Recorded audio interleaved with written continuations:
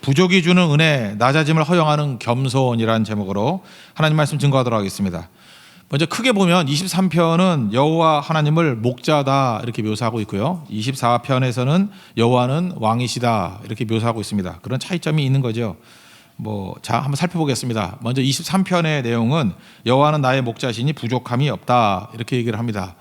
불신자도 아는 시편입니다. 그리고 죽을 때 가장 많이 읽어달라고 하는 성경 조사했더니 시편 23편이다 이렇게 얘기를 합니다. 미국 얘기지만 한국도 마찬가지라고 생각을 합니다. 이게 무슨 얘기예요? 100% 신뢰한다 그런 뜻이죠. 그래서 부족함이 없다 그런 뜻이라는 것입니다. 1절을 다 같이 읽겠습니다. 시작. 여호와는 나의 목자시니 내게 부족함이 없으리로다. 여호와는 나의 목자시기 때문에 온전히 신뢰한다, 트러스트한다 이런 얘기겠죠. 부족함을 모른다. 근데 현실적으로 한번 생각해 보십시오. 진짜 우리 인생 살 때 여호와가 나의 목자시다 그러면 아무것도 필요 없습니까?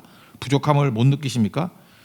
부족함을 느낀다 그러잖아요. 우리는 연약합니다, 우리는 부족합니다 또 그러잖아요. 그래서 일용할 양식을 구하기도 하고, 일용할 건강을 구하기도 하고, 일용할 시간을 구하기도 하고, 일용할 능력을 구하기도 합니다. 부족한 존재이기 때문에 그렇습니다. 그런데 여호와는 나의 목자시기 때문에 부족함이 없다, 부족함이라고 느끼질 못한다, 그런 뜻에 더 가깝다고 생각을 합니다. 부족함이 주는 은혜가 있다라는 거예요. 그렇게 뭐가 있죠? 결핍이 있어야만, 결핍도 하나님이 주시는 은혜라고 생각합니다. 부족도 하나님이 주시는 은혜라고 생각해요.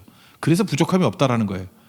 부족감을 느끼지만, 결핍을 느끼지만 그것이 내게 꼭 있어야 되기 때문에 주시는 거다 이렇게 생각하는 마음이라는 거예요.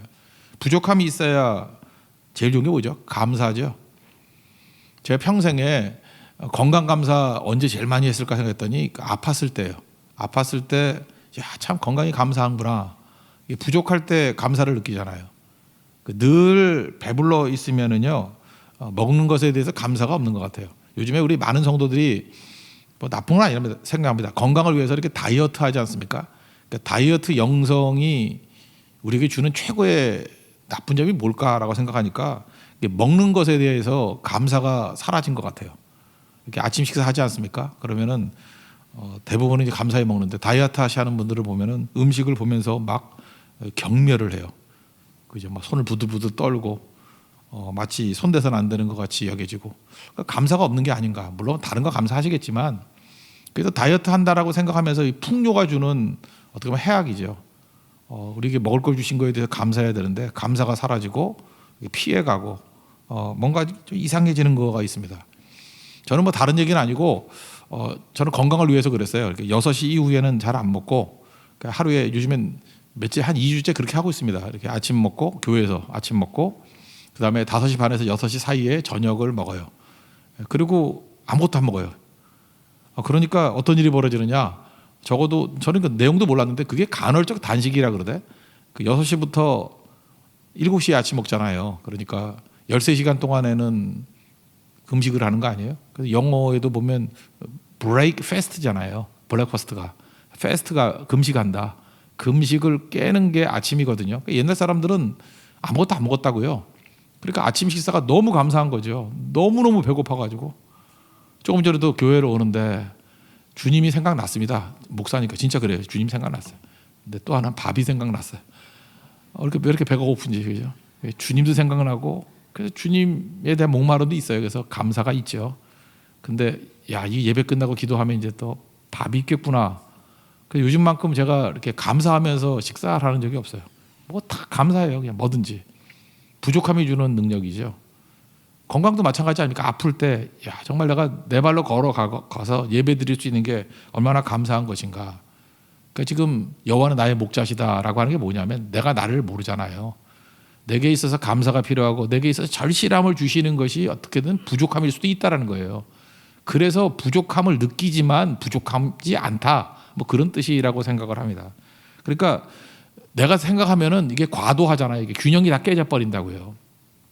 인간의 욕심이라는 게, 우리 선택도 안 되는 거지만 이런 선택을 한다 그러면 뭘 선택하겠어요? 여러분 100억을 갖고 있는 부자가 됐는데 정신병자예요. 그거 원해요? 원하는 사람 없을 거 아니에요. 그죠? 그 다음에 또 정신은 온전하고 건강한데 거지예요. 그것도 원하는 사람 누가 있겠어요? 그러니까 여호와가 나의 목자시다 그러면은 하나도 이렇게 균형이 깨지지 아니고 골고루 주신다 그 얘기예요. 오늘 그 얘기, 오늘 본문도 보면은 육적인 거 만족 주신다. 거기서 머무르지 않고 영적인 만족을 주신다. 그 다음에 사망의 음침한 골짜기 시련이 있다 할지라도 보호해 주시고 승리케 해 주신다. 그 다음에 마지막 원수의 목전에서 상 베푸시는 거니까 나를 극적으로 환대해 주신다. 이게 다 우리 인생에서 골고루 필요한 거거든요. 이걸 골고루 다 채워주신다는 거예요. 그래서 여호와의 선하심과 인자하심이 영원히 나를 따른다고. 이게 오늘 23편의 고백이라는 것입니다. 그래서 하나님께 나아가면 욕심으로 살지 아니하고 하나님께서 우리에게 필요한 것들을 주신다는 거예요. 니들을 채워주시는 거예요. 그래서 부족함이 없다라는 거예요. 여러분 그 하나님을 신뢰하십니까? 그게 23편의 고백이라는 것입니다. 그러니까 여호와가 나의 목자시기 때문에 나는 부족감조차도 감사함으로 받아들이겠습니다 라고 하는 게 1절의 고백이고, 그 다음부터 한번 내용을 보자고요. 이렇게 채워가시는 거. 먼저 육적인 것들을 채워가시는 것들이 있죠. 2절을 한번 읽겠습니다. 시작. 그가 나를 푸른 풀밭에 누이시며 쉴만한 물가로 인도하시는도다. 그러니까 필립 켈러라는 목사님 얘기를 했죠. 동아프리카에서 어린 시절을 보냈는데 양들은 배고픔이 있으면 절대 눕지 않는데요. 근데 눕다라는 건 뭐예요? 배부르다. 그리고 목마름이 있으면 절대로 쳐다보지 않는데요. 물이 귀하니까. 근데 이게 잔잔한 물가, 쉴만한 물가로 인도하시는 것을 이렇게 쳐다보고 있는 느낌이 있잖아요. 만족했다라는 거죠. 배 부름이 있고 또 목마름이 해결되었다. 그러니까 하나님께서 우리의 삶의 모든 것들을 채워주신다. 그럼 의식주만 채워주면 다인가요? 영적인 것도 채워주신다는 거죠. 그 다음에 3절을 읽겠습니다. 시작. 내 영혼을 소생시키시고 자기 이름을 위하여 의의 길로 인도하시는도다. 영이 살아야 되죠. 영이. 그래서 영혼을 소생시키신다. 여러분 돈 없어서도 사실 만족하며 살 수 있는데 돈 많으면서도 영이 괴로운 사람이 있습니다. 이 돈이 없는 게 아니에요. 영이 괴로운 거예요. 죄책감이라 그러나요? 뭐 영적인 평안이 없고. 그 이사야서 57장 21절도 보니까 하나님의 말씀에 악인에게는 평강이 없다 하셨느니라. 여러분들이 악인이 아니니까 잘 모르지만 하나님의 말씀이에요. 악인이 되놓으면 악인이 하나님을 부인하는 자거든요. 하나님이 없다 하는 자. 평강이 없대요. 그러니까 상상은 가요. 얼마나 평강이 없으면 저렇게 술을 마실까? 얼마나 평강이 없으면 저렇게 난리를 치는가? 다 있어요. 다 있는데 평강이 없어요. 그래서 잠이 안 오는 거예요. 약물 아니면 잠을 못 이루고. 그 스칸디나비아 반도에 있는 나라들 되게 부러워하는데 전 세계 약물 소비량 1위예요. 잠을 못 잔다는 거예요. 그러니까 외적인 것만이 다가 아니라는 걸 알 수 있겠죠. 우리의 영혼을 소생시키신다. 감사하죠. 우리 아무것도 없어도 잠 잘 자잖아요. 그죠? 별로 찬이 없는데도 불구하고 맛있게 먹잖아요. 영이 충만하잖아요. 기쁨이 있잖아요. 그 영을 소생시켜 주신다는 것입니다. 그리고 의의 길로 인도하신다. 이게 무슨 뜻이죠? 보람이 있어야 된다는 거예요. 우리 하는 일들이 맨날 무엇을 먹을까 무엇을 마실까 나만을 위해서 내 바운더리를 넘지 아니하면 시간이 가면 갈수록 보람이 없어요. 인생이. 그냥 배부른데 보람이 없어요. 그런데 남들을 섬기고 돕고 다른 사람의 고통을 나누고 다른 사람의 필요를 채워주는 사람, 선한 사마리아 사람 같은 존재, 강도 만난 자를 채워주잖아요. 그때 보람이 있겠죠. 그게 의의 길이에요. 하나님께서는 반드시 우리 인생을 의의 길로 인도해 주십니다. 보람 있는 인생을 채워주셔요. 그래서 선교 구호 중에 하나가 선교는 기쁨입니다 그러잖아요. 그 슬로건 아니에요. 선교 마지막에 오는 건 세상이 줄 수 없는 기쁨이에요. 보람이죠. 보람. 그래서 영혼을 소생시키시고 의의 길로 인도해 주신다. 그런 얘기입니다. 그 다음에 인생에서 사망의 골짜기에서 우리를 보호해 주신다는 건데 4절을 한번 읽겠습니다. 시작. 내가 사망의 음침한 골짜기로 다닐지라도 해를 두려워하지 않을 것은 주께서 나와 함께 하심이라. 주의 지팡이와 막대기가 나를 안위하시나이다. 예수 믿으면 불행이 없다. 예수 믿으면 모든 것이 순조롭다. 이렇게 말한 적이 없죠. 사망의 음침한 골짜기가 있다는 건 뭐예요? 뭐 고난도 있고 뭐 난관도 있다. 시련도 있다. 그런 얘기죠. 그런데 해를 두려워하지 않습니다. 이유가 뭐예요? 주님이 보호해 주시기 때문에. 우리가 딴 길로 가지 않도록 주님께서 보호해 주셔요. 이렇게 양들 칠 때 보면은 막대기로 탁탁 치잖아요. 양들의 속성이 우리 놔두면은 잠깐 양떼를 떠날라 그래요. 우리도 호기심이 많잖아요. 그래서 잠깐 딴 데 갈라 그래요. 그때마다 주님께서 막대기로 탁탁 치는 거예요. 그게 뭐 죽으라고 치는 겁니까? 그죠? 정신 차려가 치는 거지. 그래서 양떼를 떠나지 않도록. 그래서 지나놓고 보면 주의 막대기가 나를 온전한 길로 인도해 주신 것이 되더라고요. 그래서 맞을 때는 막대기가 원망스러운데 지나놓고 보니까 막대기만큼 감사한 게 없어요. 감사합니다. 그죠? 지팡이는 이렇게 뭐 기억자로 돼가지고 꺼내주는 거라면서요. 우리 또 빠지잖아요. 맨날 건져주시는 그것.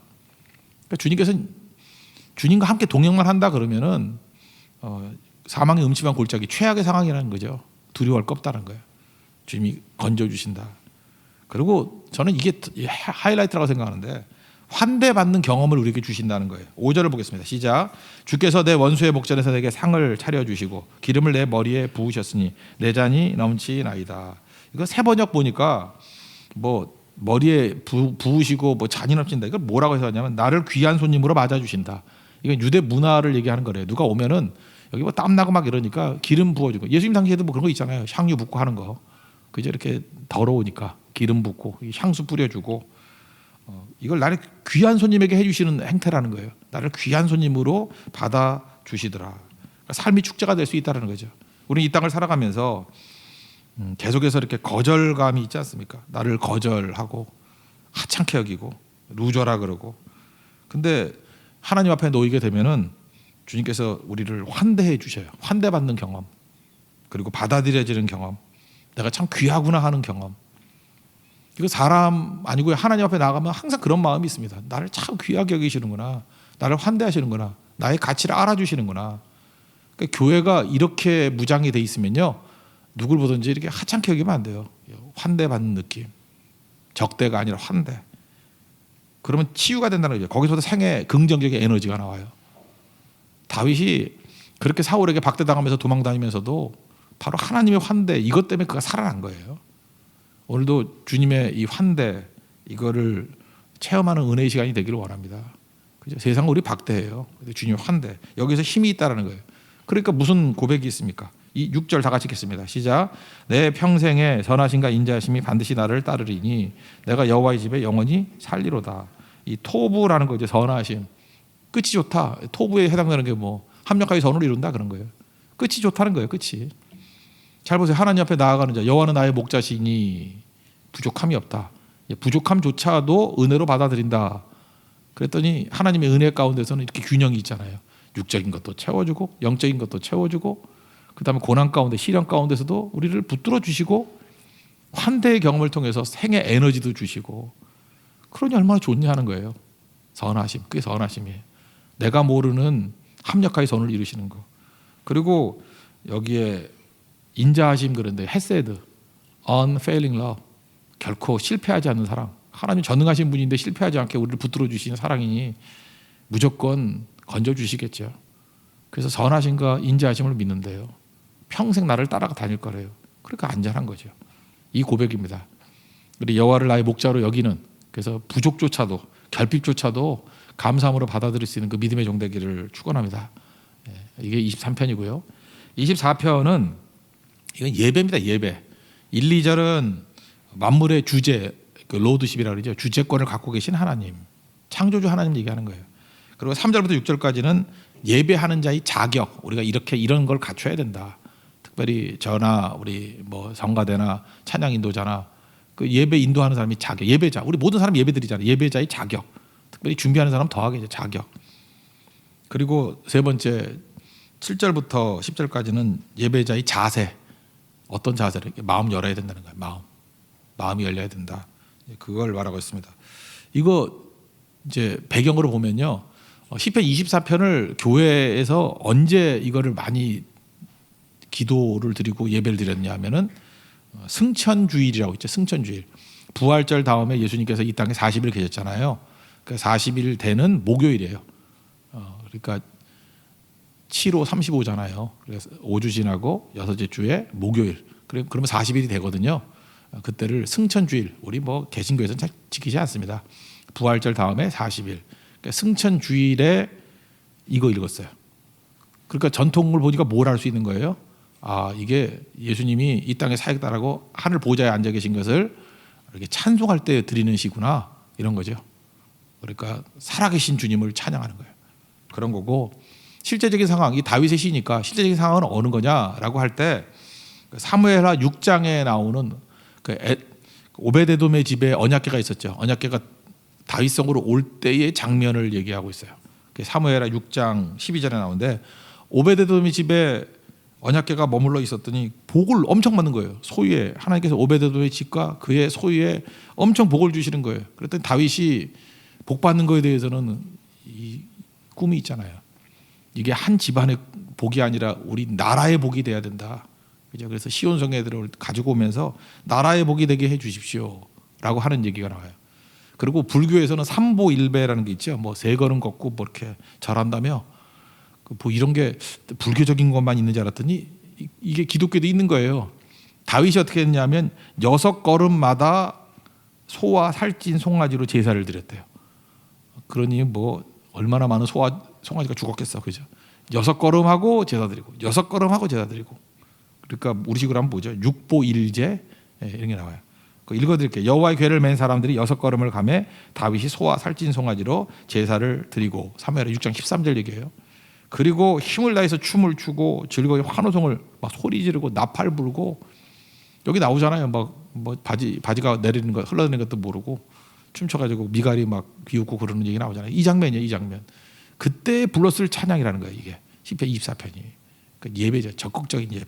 최상의 예배를 드리는 거.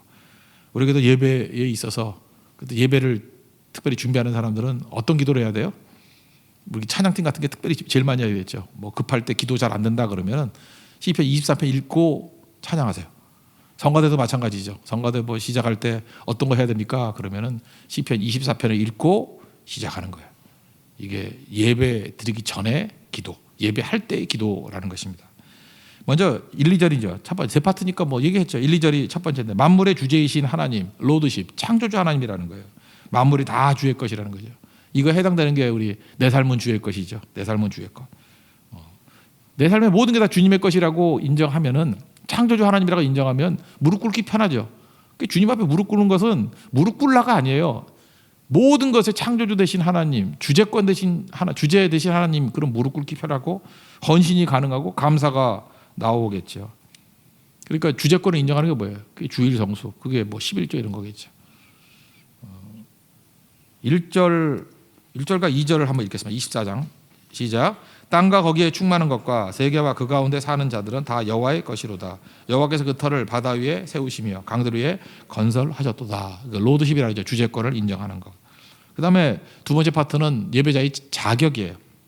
3절부터 6절까지 나오는데 손 깨끗이 하고 마음을 청결하게 해야 된다. 행동과 생각의 절제를 얘기하는 거예요. 여기 특별히 강조하는 건 만지지 말라. Do not touch. 그러니까 do not 하지 말라는 거예요. 우리 지난 주간에 선거 공부했죠. 민수기 20장 14절 이하에 보니까 그 에돔은 건드리지 마라. 길 안 비춰도 에돔 싸우지 마라. 그러니까 하지 말라는 거 안 하는 거예요. 그러니까 do not 뭐 하지 말라는 걸 안 하는 게 굉장히 중요해요. 예배자에게서 하지 말라는 거 하지 마 이런 거죠. 골리앗과 싸우라고 할 때 엘리야 건드리지 마. 그럴 때 엘리야 안 건드리는 거 이런 걸 잘해야 된다는 거예요. 그래서 하나님의 주제권을 인정할 때 do 하는 것도 중요하지만 do not이 중요하다는 거예요. 멈추는 거. 주님이 멈추라. 어제도 출애굽기 14장 14절 말씀 나눴죠. 너희는 가만히 있으라. 내가 싸운다. 홍해 가를 때요. 그때 아무것도 안 하는 게 중요한 거예요. do not 하지 말라. 그때 안 할 때 하나님이 일하시는 거겠죠. 어찌 보면 우리가 제일 못하는 게 뭔지 알아요? 멈추는 거 못해요. 주일 성수가 뭐예요? 안식하라. 멈춰라. 근데 못 멈추잖아요. 왜 못 멈추죠? 힘의 논리예요. 내 힘으로 뭘 해야 되기 때문에 못 멈추는 거예요. 내 기쁨을 내가 누려야 되기 때문에 못 멈추는 거예요. 근데 하나님이 주제권을 갖고 계시다 그러면 왕이 멈추라 그러면 멈춰야죠. 그게 굉장히 중요한 거죠. 멈추라. 멈추는 거 잘하는 거예요. 왕 앞에서는 떠들면 안 되죠. 다 멈추잖아요. 멈추라. 그게 주제권을 인정하는 거죠. 이거 하나님이 왕 되심을 인정하지 못하면 절대 못해요. 이거 하라는 거예요. 이거. 그러면은 그때부터 은혜의 논리가 작동한다는 거예요. 은혜의 논리가 뭡니까? 하나님이 일하신다는 거죠. God works.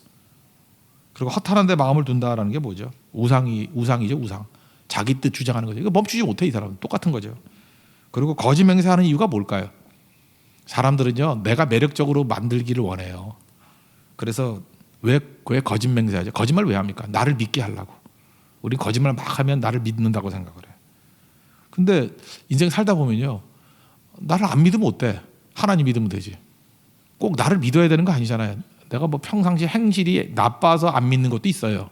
그러나 행실이 안만 좋아도 사람이 나를 안 믿는 거에 대해서 거짓말로 자꾸만 나를 믿게 만들 필요 없다고. 나를 안 믿으면 어때? 심지어 제가 목사인데도 불구하고 목사 안 믿으면 믿으면 좋지만 안 믿으면 안 믿는다고 뭐 안 되나? 하나님만 믿으면 되지. 그죠? 믿으면 좋지만 안 믿는다고 그걸 거짓말해가지고 믿게 만들 필요도 없다라는 거예요. 그 다음에 사람들이 막 공격해서 낮아지게 만들잖아요. 여러분 그거 못 참잖아요. 내가 지금 한 100쯤 되는데 나를 50밖에 안 봐도 그러면 잠깐 얘기하고 있잖아요. 나 50 아니야 100이야. 나 그거 아니야. 그거 아니고 나는 100 정도는 되는 존재야. 그거 뭐 잠깐 설명하려고 그래요. 나를 100인데도 불구하고 내가 100이라고 생각하는 사람들이 50이라고 보면은 50이 정답일 수도 있고 억울해도 참는 거지. 나를 50으로 본다고 뭐 세상 바뀌어요? 하나님만 왕으로 인정하면 되는 거죠. 그래 이거 받아들이는 거예요. 그래서 거짓말 안 하는 이유가 뭐냐면 나를 증명하려고 하지 않으면 그 느긋해요. 뭐 나를 평가절하해도 뭐 그런가 보다 그러는 거고. 나를 안 믿으면 뭐 예수님 믿으면 되는 거지 뭐. 그러면 되는 거고. 그 얘기입니다. 그 얘기. 그래서 중요한 게 뭐예요? 순종이죠. 두나 하지 말라 할 때 순종하는 거고 또 하나는 자기 부인. 나의 낮아짐을 허용하라는 거예요. 나의 낮아짐, 자존심 상함을 허용하라. 내 자존심 상하면 어때요? 예수님 다 허용하셨잖아요. 다 허용하고 하나님만 높이셨잖아요. 그게 십자가 아닙니까?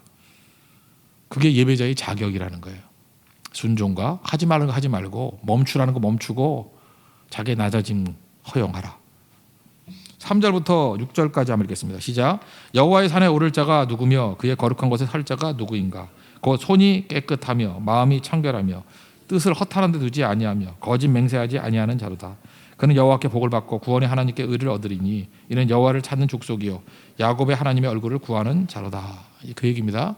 그다음 마지막 세 번째는 예배자의 자세죠. 자격이라 그러면 이건 자세. 마음문 열라는 거예요. 마음문.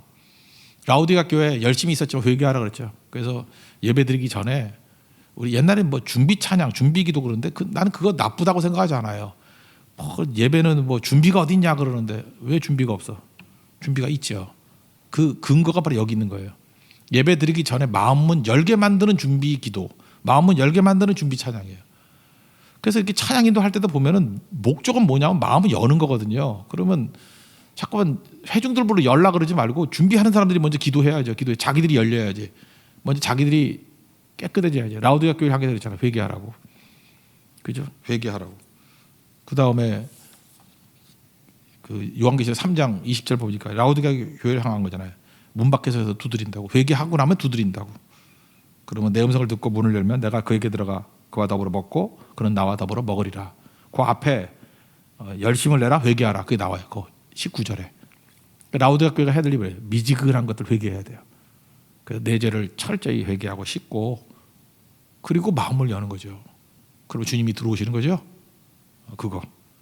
또 하나가 뭐겠어요? 뭐 악한 영이 있잖아요. 그 고린도후서 4장 4절을 보면 혼미케 하는 영이 있잖아요. 영광의 복음의 광채가 비치는 걸 방해하는 거니까 준비가 뭐예요? 마귀를 멸하는 기도해야 돼요. 그죠? 예수 그리스도 이름으로 혼미케 하는 영 사라지게 만드는 거. 안개같이 그림자같이 만드는 영들을 사라지게 만드는 그게 준비예요. 마음 여는 거. 또 하나는 영접할 마음이죠. 루디아 같이 주께서 그 마음을 열어 바울의 말을 듣게 하셨다 그랬잖아요. 하나님 내 마음이 활짝 열어서 말씀을 들을 수 있게 해주세요. 그래서 결국은 예배자의 자세는 문 여는 거예요. 문 여는 거. 회개를 통해서 또 찬양을 통해서 찬송을 통해서 악한 영, 혼미케 하는 영을 물리치는 걸 통해서 또 하나는 성령을 통해서 말씀이 들리도록 루디아 같이 마음을 열어주세요. 열리는 거예요. 열리는 거. 그때에 주님께서 임재하시면 영광의 왕에 오셔서 우리의 모든 것을 주관하신다는 거죠. 그게 예배의 절정이라는 것입니다. 그 내용 한번 읽어볼까요? 마지막으로. 마지막 내용 읽겠습니다. 24장 7절부터 10절까지 읽고 마치겠습니다. 시작. 문들아 너희 머리를 들지어다. 영원한 문들아 들릴지어다. 영광의 왕이 들어가시리로다. 영광의 왕이 누구시냐? 강하고 능한 여호와시요 전쟁에 능한 여호와시로다. 문들아 너희 머리를 들지어다. 영원한 문들아 들릴지어다. 영광의 왕이 들어가시리로다. 영광의 왕이 누구시냐? 만군의 여호와께서 곧 영광의 왕이시로다. 예. 하나님께서는 창조주 주제자 되시고 또 우리가 두나 하지 말라는 거 하지 말고 그 다음에 기꺼이 내가 낮아지는 자기 부인을 받아들이고 그게 예배자의 자격. 태도는 마음을 열라는 거예요. 영광의 왕이 들어오시면 우리의 모든 것을 지배하셔서 최고의 것이 될 수 있다. 이게 예배라는 것입니다. 오늘 예배자의 삶 24편에서 배울 것이고 또 여호와가 나의 목자실 때 나의 삶의 부족함조차도 받아들일 뿐만 아니라 이 균형 잡히게 모든 것을 다 채워주시는 거예요. 육적인 거, 영적인 거, 시련, 그리고 환대를 통해서 우리에게 어떤 삶의 에너지도 주신다. 그 여호와의 선함이고 여호와의 인자하심입니다. 토부와 헤세드. 그 하나님을 찬미하는 하나님의 종 되기를 바랍니다. 자리에서 일어나겠습니다. 내 삶은 주의 것 찬양했습니다.